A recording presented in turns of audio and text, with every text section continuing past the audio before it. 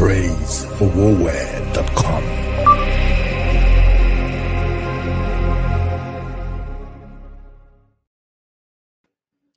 Hello, family and friends. How are you today? My name is Praise for Woolwear. Welcome to my global classroom. You know how we do it. I've really missed you guys. It's been last week. I had to do a recorded version because of Thanksgiving, and today I'm in another meeting.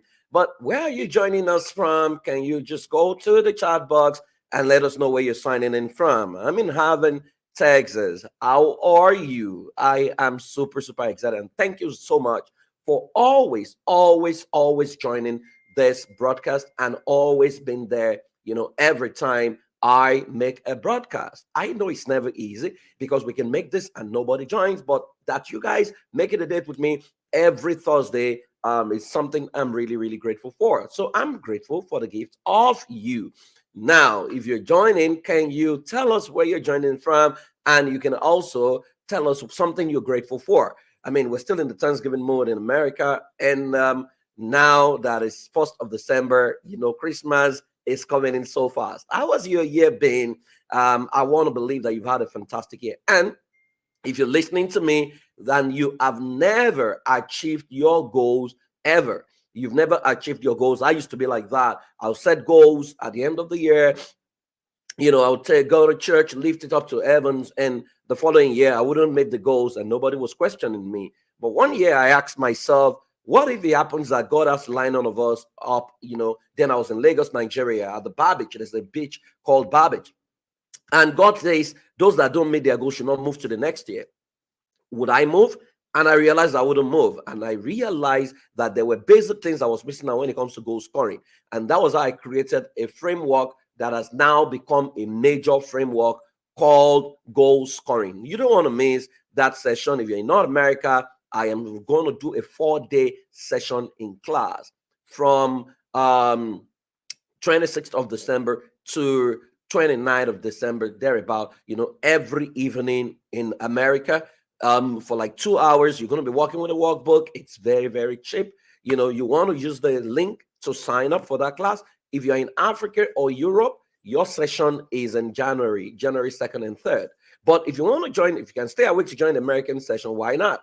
But I tell you, everyone who has been through goal scoring, they had a radical shift. I was reviewing, the numbers for 2 of my mentees yesterday, and it was mind blowing. I mean, the income this year versus last year was, you can't even say it's 100% because it was much more, right? And so they were telling me, what changed for them when we had the goal scoring session in 2020, right? So you want to join that class. I don't know how to hype anything or lie to you, but you will see yourself that this will totally shift your mind, and it will show you exactly what you're doing wrong. Then it will tell you what you need to begin to do. So you don't want to miss that session. Okay. So today, I want to quickly focus on how to raise an effective child. How to be the right parent. How to be the right parent. That's what I'm focused on for this particular session. And I hope you are ready, becoming the right parent for your child, because a lot of us know the kind of children we want to raise, but we do not know who we need to become to raise that kind of child. And so when you don't know who you need to become, what consistently happens is you fall into a space where you just begin to do things anyhow, and you begin to beat yourself and wonder why nothing is changing. Okay, so someone is saying, Praise, you didn't put on your cap today. Okay, so let me put on my cap. Okay, it's my trademark, but there's nothing wrong with not wearing your cap sometimes. Okay, so becoming the right parent. Now that I love what Judge Benasha said. Is one of my favorite quotes. He said, the only man I know who behaves sensibly is my tailor. He takes my measurement anew each time he sees me. The rest go on with their old measurement, and they expect me to fit them, right? This is very profound. The only man I know who behaves sensibly is my tailor, right? If you have a tailor who never takes your measurement every time, then that's a tailor who is not smart, because people don't know that you could have added weight or you could have dropped in weight, So he's saying that, and he's not just talking about tailor literally, he's talking about human relationship, that, if you keep judging people, or you keep treating them based on what you've known and what has always been, you are likely going to be behaving irrationally because you're going to misjudge them, right? But I take everyone at face value. So I never judge people based on what someone told me about them. I will need you to give me a benefit of doubt. And when you prove them right, it will also be a signal that you have needs in your life, or you are at a dysfunctional state that you need help. Because if we're at a disempowering state, we're likely going to misbehave. I always say that every misbehavior can be traced to two things: a non-discovery of self or a non-remembrance of self. So every one of you know who you want your child to be. You want your child to turn out right. You want your child to be the best. You want your child to lead by example. You want to raise a role model. But who do you need to become to raise that child is usually where the problem is. So we're not willing to shift, but we want the child to shift. We're not willing to change. We want the child to change. There are things you're struggling with that your parents couldn't control in you. They couldn't correct in you. You're still struggling with them, but you now want your child to suddenly become Jesus Christ or to become God Almighty overnight. That's one of the greatest challenges of parenting. If you're like that, say I. Now, on this show, we tell the truth and then we let the devil be ashamed. Okay, no, but there's nobody getting ashamed. It's just our truth, and we don't lie about anything. Now, in the previous weeks, I have defined parenting, or the ultimate parent, as that skilled scout who is able to spot the identity of the arrow in his quiver and intentionally groom and shoot in the direction of a predetermined target in a way that the arrow consistently solves the problem it was designed to solve in service to God and humanity. So that's a definition that I created because the word parenting is the word bring forth.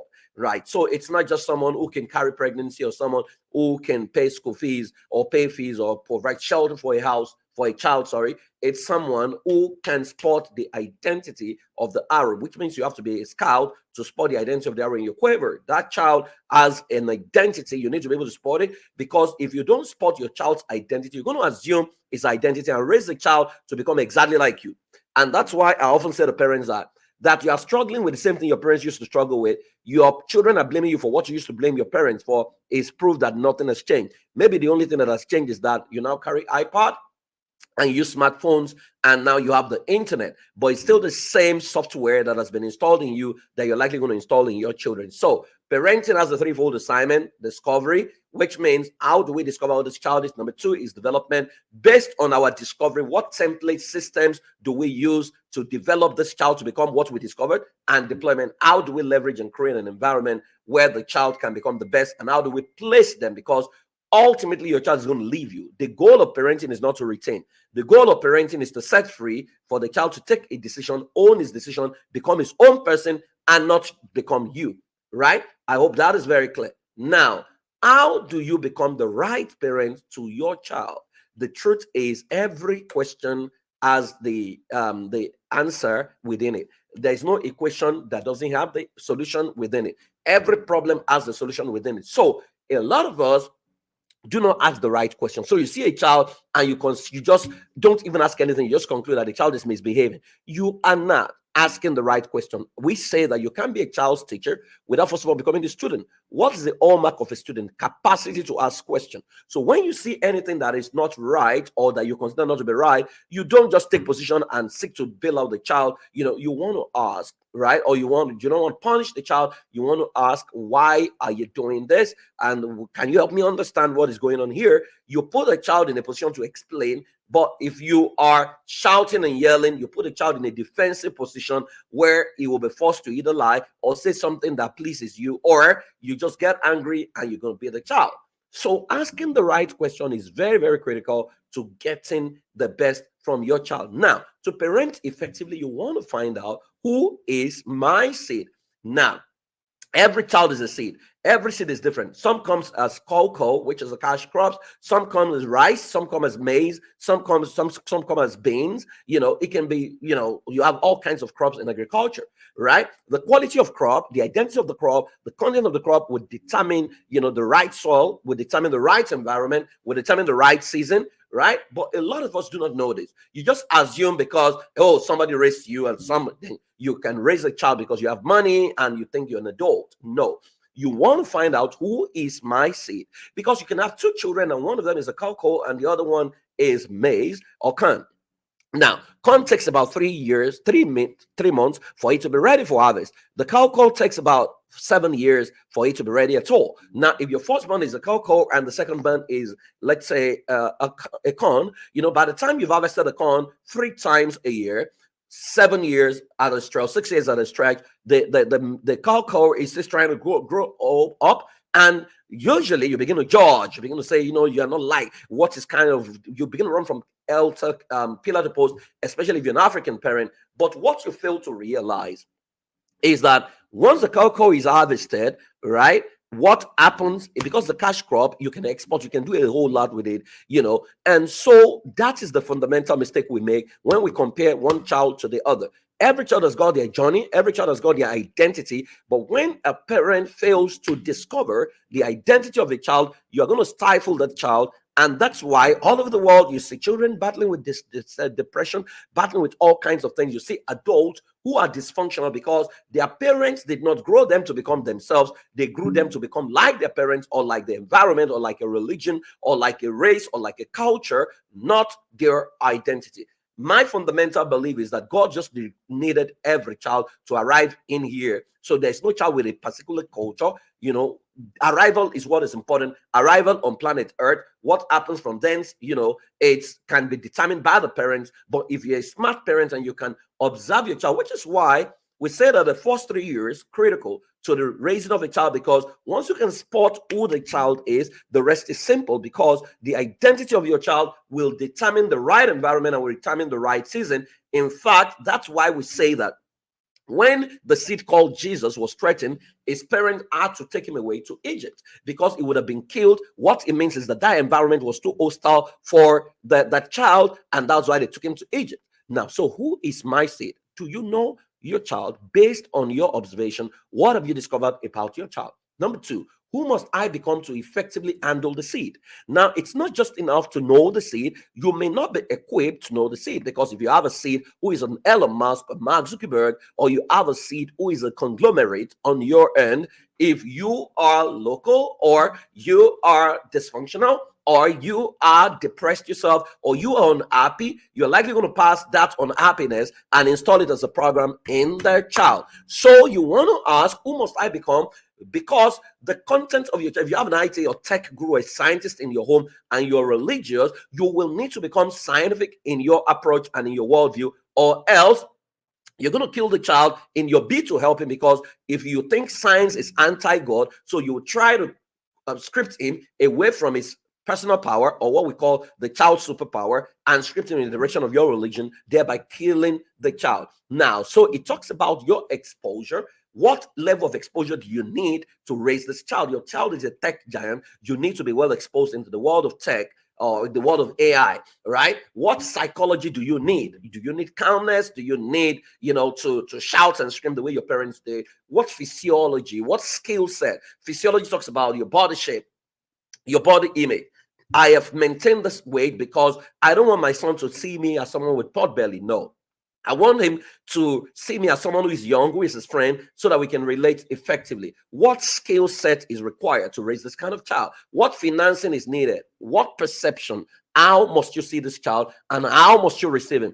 These are critical questions you need to answer. So you see that parenting is not, something that you just do easily. You just think you can just undertake. And that's why when you are skilled as a parent, life becomes very easy. Parenting is not stress for me. I enjoy to do it because I understand the basic things I need to understand. So myself and my children, we don't fight. We talk through things, and it's been a pleasant experience. What environment must I create must be the right next question, because it's not just enough for you to know who your child is. It's not enough for you to be able to know who you must become and the skill set required. You need to know the right environment you need to create, because if you put the right soil on the wrong soil, the right seed on the wrong soil, stunted growth is what is going to happen, or the seed is going to die outrightly. So what environment must you create, right? So if you're raising a royalty, you need to create a palace in your home. If you're raising a celebrity, you need to put a red carpet and paparazzi in your home. So your child's potential can literally change your life, can change your environment, can determine your environment. If your child is an ice hockey champion and your child is staying somewhere in Accra, Ghana, or staying somewhere in Lagos, Nigeria, that child may not fully realize the potential unless you relocate. Now, I always say to people, relocation, it's an English word that just means movement from a place to another place, right? The potential of your child may not find expression in the village if you don't move to the city. So you need to understand, and these are questions that you ask without emotion. You're not emotional about them, right? You're very scientific and very factual because God has given you it's called God's given brain so that you can know what to do per time. Number 4, what are the main threats to your child's potential and how do you handle? You need to know the threat. Jesus was threatened. The parent ran to Egypt on the instruction of the angel, right? The same way, what are the threats? So if you are on a street where there are beer parlors, prostitutes, and those are the views your child sees consistently, you might want to consider relocating from that end, right? Because a lot of people always say that, it's because they don't have money. But I always tell them, resources respond to projects. The magnitude of the project you want to do determine the resource flow in your direction, right? You can plan your life if you truly care about your child. Now, but you can even still be in the environment and not of the environment, which means you now need to be very, very careful and do the law of positioning. Blessed is the man who does not walk in the counsel of the ungodly. So which means you need to ensure that your child is rightly positioned so that your child is not exposed to all sorts that can undermine your child's potential. So are you asking the right question? Every question here requires answers. Okay. The next thing I need to tell you about to becoming the right kind of a parent for your child is that you need to understand the toolkits of an effective parent. There are toolkits, what you need to have, what you need to install. Number 1, an effective parents need a proper map of the world through which you process reality and understand the seed. What it means is there must be a total departure from the known into embracing the new and midwifing the unknown. Your child is the future. You are the past. You can rate your child's future or the present of the child based on what you know about the past. In your age and time, there were newspapers, there were no internet. Now your children were born as digital natives. So you cannot be interpreting what they're doing with your scope of your worldview of the past. And that's why you need to break your frame and ensure that your world is very exposed. I always say to parents, be open-minded. If you are open-minded, you stand a fighting chance of helping your child become the best version of himself. So your job is to, depart and embrace the new and midwife the unknown. That's why it says, guard your child, God, which means you provide not necessarily direction, you provide support. So to ensure that your child is focused on his path and is able to deliver the best version of himself. Number 2 skills you need a perceptual code of the child through which you handle the child. A perceptual code, I have talked about it here, is a descriptive word that governs who your child is, the adjective that describes your child, and that also governs your engagement with your child. So if you say every child in the family is Dash, if that Dash is a royalty, then you ask, how do you talk to royalties? How do you correct royalties? How do you handle royalties? How do you dress royalties? What environment do you create for royalties? Those are the questions you're asking. You cannot shout, scream on a royalty because a royalty is totally different from every other child, right? So you can't scream and shout. You can yell. You need to negotiate and rent a space in the head of a royalty. So you need a perceptual code through which you handle him. So every child in your family is Dash. What is that Dash for you? Next, you need an understanding art that is calm in the face of crisis. An understanding art because your child is the plant. The behavior you call bad is the weed. Weeds are unwanted plants, within agriculture, science, or within farming. Now, you don't attack the plant, you attack the weed. And in attacking the weed, you first want to know what kind of weed is it, what is the root of the weed, so that you don't uproot the weed while trying to uproot the plant. And so your child is not a liar. Your child told a lie or your child was dishonest doesn't mean your child is dishonest, right? So you need to be careful how you interpret and how you talk about things. So you need an understanding of, and your child may even be going through something because of the audience is going to reach out in his future. So it was pertinent for him to go through that route. The route may be unpleasant, but you eventually get there. If you look at your life, the routes you have taken that got you to where you are weren't pleasant, but you survived. right? The actor never dies. Next, you need a deep knowledge base that prepares a child for environmental threats and how to handle the weeds in the life of the child. I just mentioned that, right? You need a deep knowledge, which means you need to school yourself as a parent. I mean, there are so many courses on my website. You might want to go there and pick the one that is appropriate for you. I mean, it's amazing that a lot of parents don't want to learn parenting, yet they want to parent. You wonder why we have a lot of troubled children all over the world, because their parents have created. I mean, home front is almost like a war front. You shout, you yell, you don't know what that does to the psychology of your child, right? And you see, when you experiment with a specimen, you know the specimen never survives the experiment. And that's why you see a lot of children with trouble, all over the world, in different cultures. I work with parents across different cultures, and I see all those things, right? Then you need a deep insight who's focused on the harvest day, because you have mastered how to groom a seed into harvest. You need to keep your eyes on the ball. Who your child is going to become. It's going to become a tech giant. Your child is going to, there's a conglomerate inside your child. Keep your eyes on that.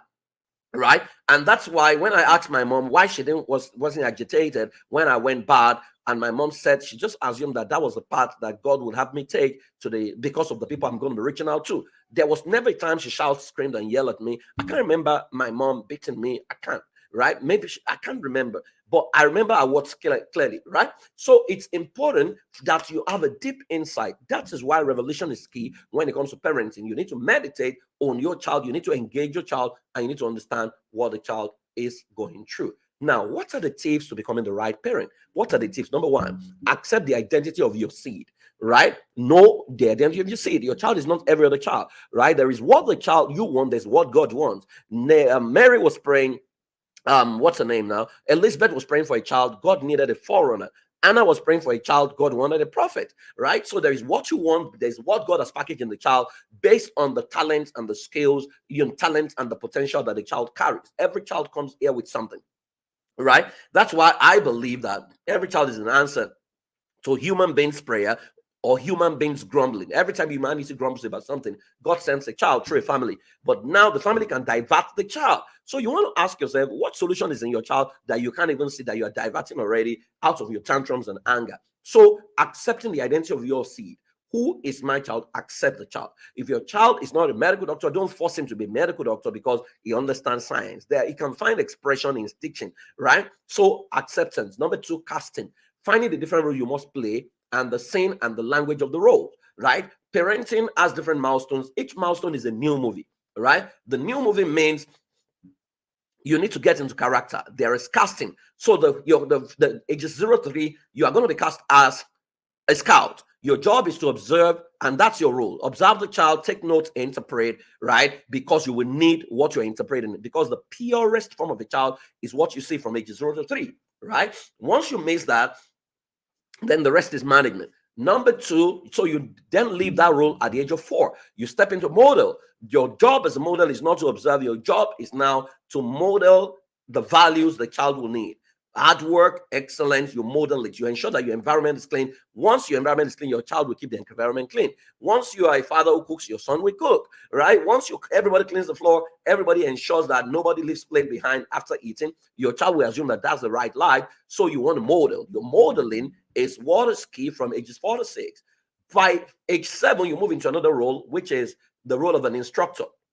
That's when you design a curriculum for your child based on what you have observed from age 0 to 3, and now aggressively build strength, build skills for your child in the area of discovery. From ages 10 to 12, you become a friend, right? And that's the age where you learn your children's passcode, you learn their dance steps, you learn to play with them, and you learn to create an environment where they can make mistakes and bounce back without judgment, a non-judgmental environment. Because from ages 13 to 18, your role is now a coach. You need to learn a bit about coaching. The messaging is different. Your job is to present perspectives and let your child take decisions, or to collaborate with your child to create strategy for him to win in whatever he wants to do, right? So you need to understand this, because from age 19, you are now a fan or you're a technical advisor. Your child is no longer obliged to listen to you, but if you've done a good job, your child will listen to you.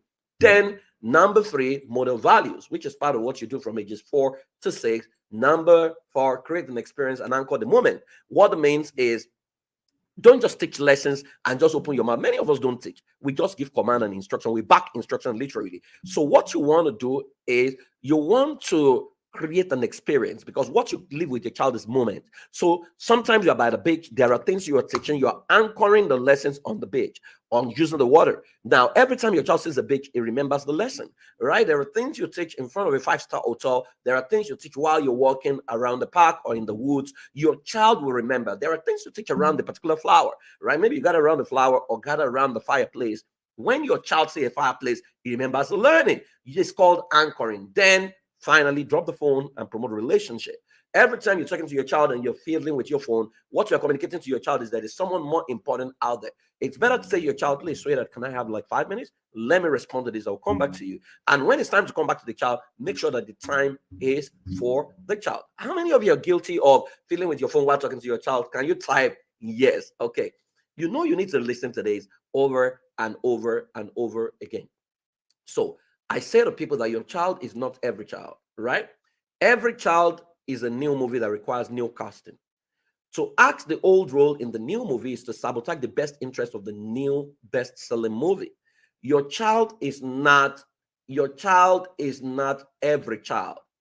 Every child is a new movie, right? So if you have three children, every of the three children are totally different.